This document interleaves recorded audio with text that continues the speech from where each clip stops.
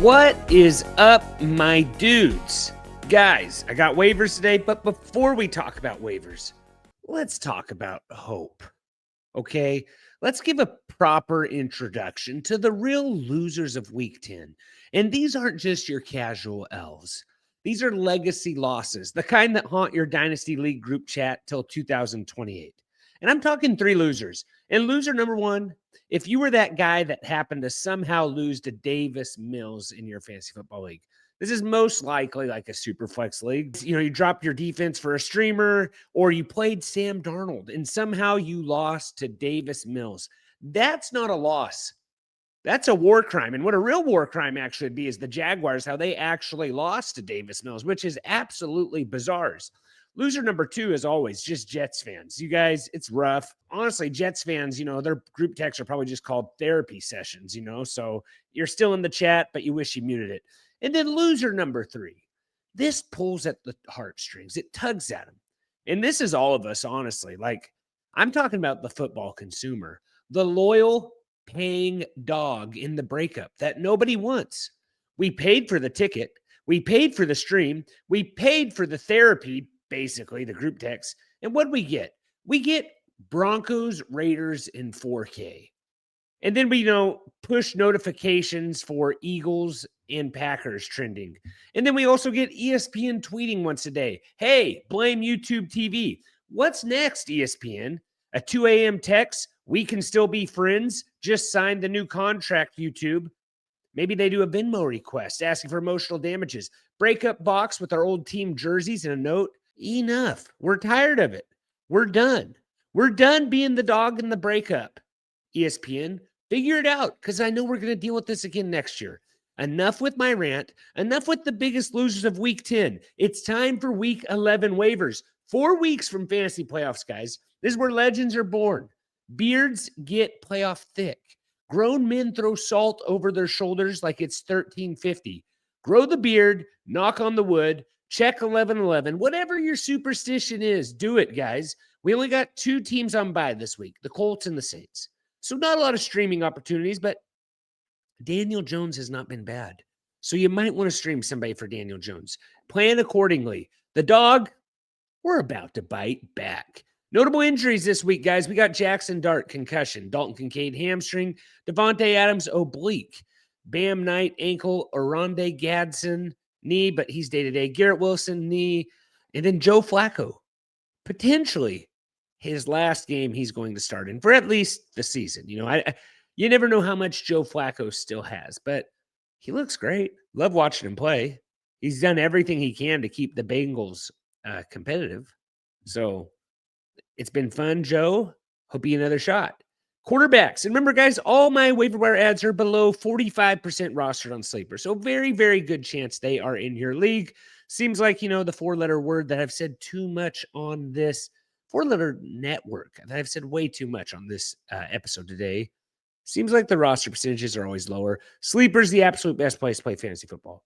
Promo code DUDES100. They'll match you up to $100, guys. Also, if you want to know what to play, come join me and Jordan and Seth on Thursday night. We do a live here on YouTube at TFF Dudes. I had 5 plays this week that were all 1 play away from winning. Just 1 short on all of them. So we will recap that on Thursday. Hope to see you there. Quarterbacks, J.J. McCarthy on the list last week.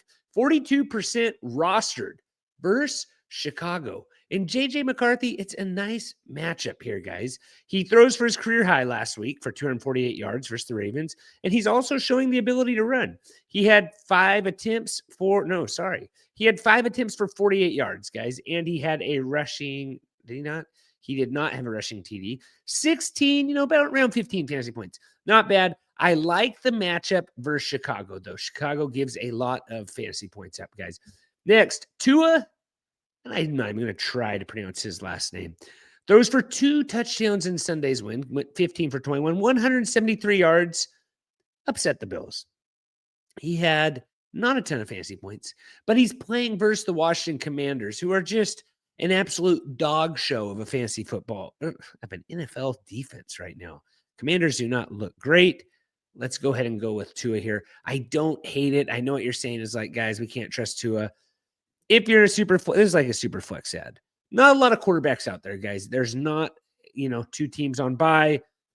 Hopefully you got something else. Hopefully you planned accordingly. Those are my two guys I got right now. And maybe Flacco's available in your league. He's high. He's rostered pretty high on Sleeper. So nothing for Flacco in any of my leagues. All right, handing it off to the running backs, guys.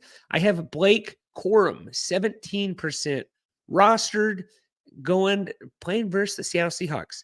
Tough matchup, but Corum has back-to-back games with 13 carries, guys. Not a ton of fantasy points, but it seems like it's a little bit more of a timeshare. It's like they're going by series who's getting the ball. So 56 yards on 13 carries. He's involved in the running game, guys, with Kyren Williams receiving just one more touch Kyren got one more touch than Corum last week. So I think he's getting a roll there. Maybe he falls in the end zone this week because Seahawks are a tough matchup. That's going to be one of the best matchups of the week. Tyler Allgeier. What do we got here with our Allgeier? 2 TDs in the game. He's kind of a sneaky flex option in deep leagues, guys. Allgeier had 11 carries, 57 yards, and 2 TDs, guys, in a win versus in a loss versus the Colts. I'm so sorry.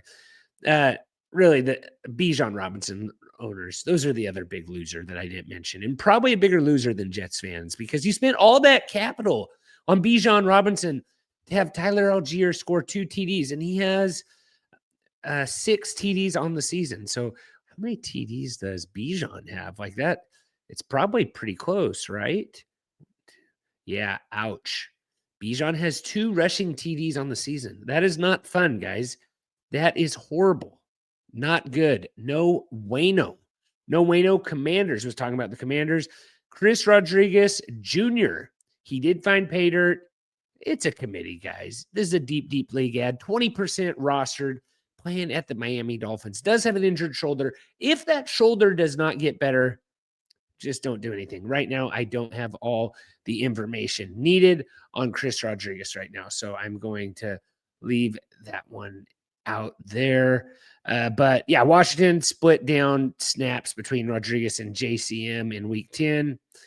So yeah, shoulder injury. Next, Sean Tucker, 10% rostered at Buffalo. Back-to-back games where he has had less carries than Rachaad White, but more yards. Buffalo is one of the juiciest matchups for fantasy running backs, guys. So if you're in a deep pinch, I don't hate Sean Tucker, guys. So Bucks got to get this going here.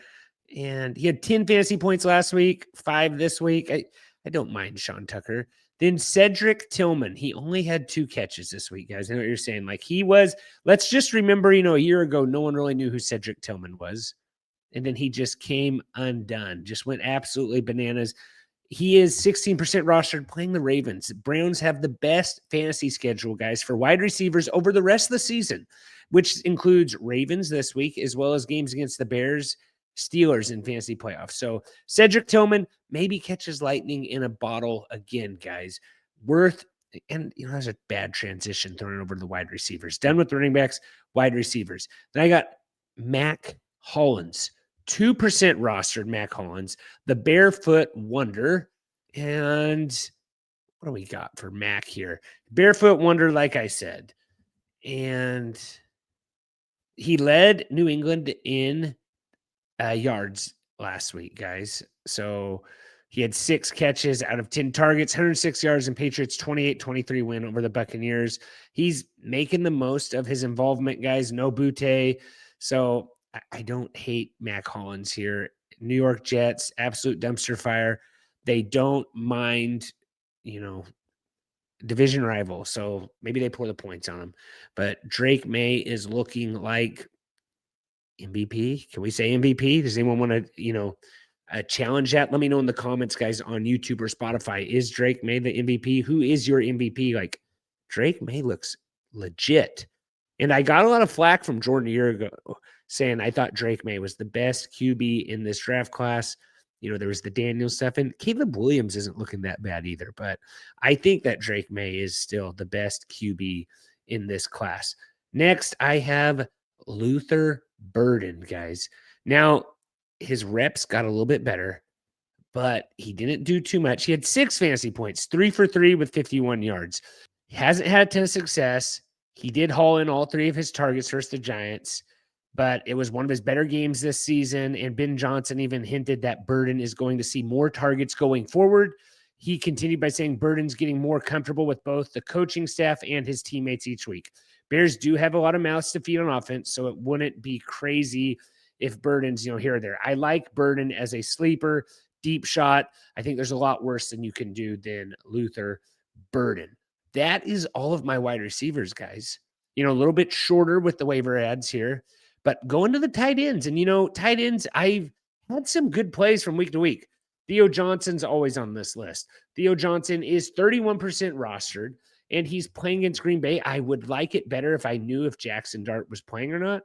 But Theo Johnson, he's had back-to-back productive weeks. He's actually had over 10 fantasy points in 3 out of his last 4 performances. So if Jackson Dart's playing, I like it even more. But he had 8 targets. He caught 7 of them for 75 yards. He is tight end 11 in my league right now. So I like that. Then Dalton Schultz saw double-digit targets in week 10. Maybe this is just a Davis Mills thing.